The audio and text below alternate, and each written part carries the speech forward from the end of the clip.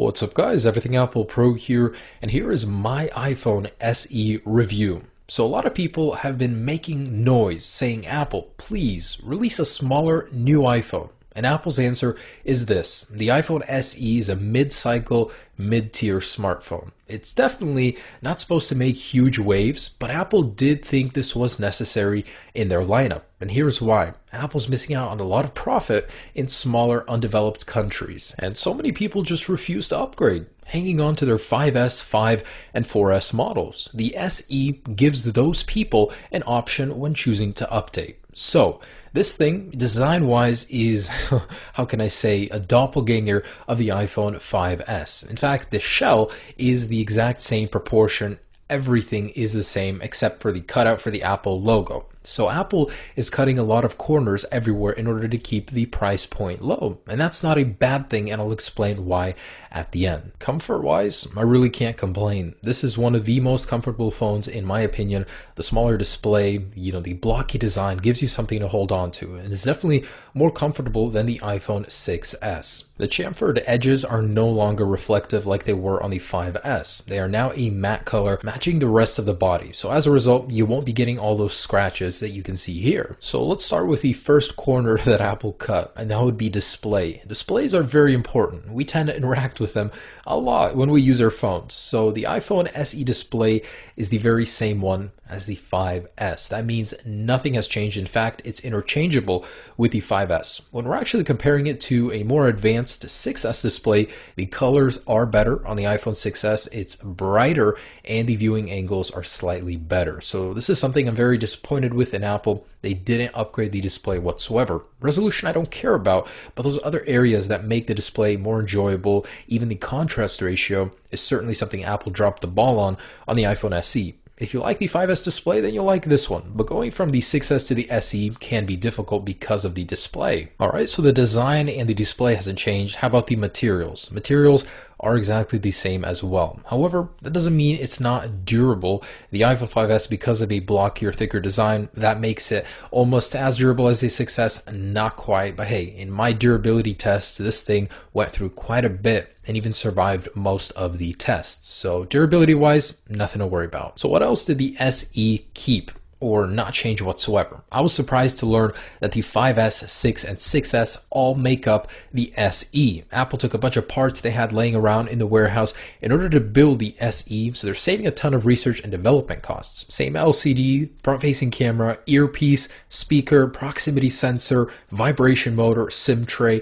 and I could go on and on. Not much has changed, but the important things have. There are two major challenges with building this kind of a phone for Apple. What kind of features to put inside of it without making it necessarily too cheap, but to keep the price point low? Apple actually stuck in the A9 chip from the iPhone 6S into this, meaning it gets fantastic and phenomenal performance while gaming, while doing any everyday task. And because you have a smaller display but the same amount of power, graphical performance inside of games and applications could slightly be better. But a Geekbench reveals that mostly these are the same devices because they're being powered by the same thing. Of course, 2 GB of RAM is standard as well. User interface interaction is pretty good. I've noticed that the software is a little laggy, a little buggy here and there. You'll notice a stutter once in a while. I'm sure that'll be ironed out. And getting to wireless, Apple has upgraded the Wi-Fi capabilities to that of the 6S, but the LTE capabilities are still a step down. You don't get as many LTE bands at 20 versus 23 on the 6S, and the top speed is limited to 150 megabit download speed versus 300. So Apple is clearly keeping the performance high, but in all other areas this thing is the same. The Touch ID fingerprint sensor is even the same.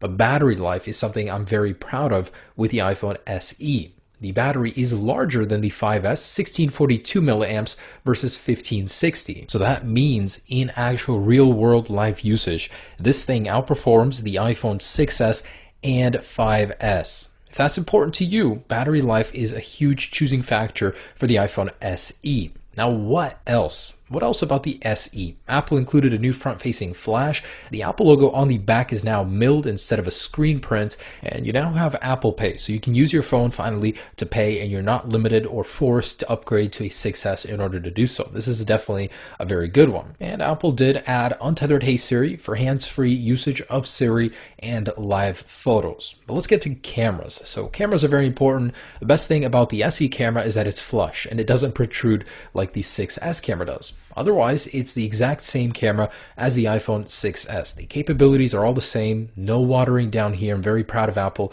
for keeping it that way. 4K video, live photos, all the good juicy stuff, and especially slow motion. So how does it look? Let's take a look at some footage I quickly shot with the iPhone SE out in the great Northwest.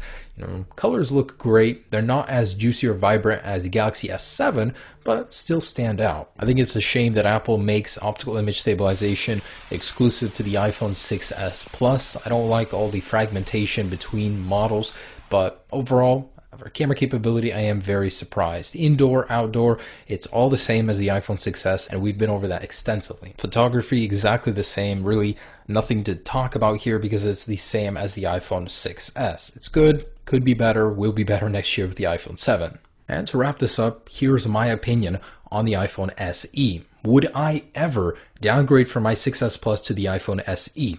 No, I don't miss a more comfortable display. I've learned to live with the trade-offs. Better resolution, better battery life, a better camera, and more. Really, I just cannot see myself ever going back down to an iPhone SE. But I would recommend this to anybody that's looking for a smaller phone. And it's cheap. $400 is crazy for what you get in this phone. I honestly think it's a bargain. For Apple, it costs $160 to build. So obviously they're making some money in there too. But hey, at $400, this thing gives you quite the kick. It's definitely no second coming of the iPhone. It has no new revolutionary or amazing features. It's just recycled. Everything about it is not original. But that's not necessarily a bad thing. What made the other iPhones great makes this one great in a smaller, more comfortable form factor. So thanks so much for watching my review, guys. Have a great day. Peace.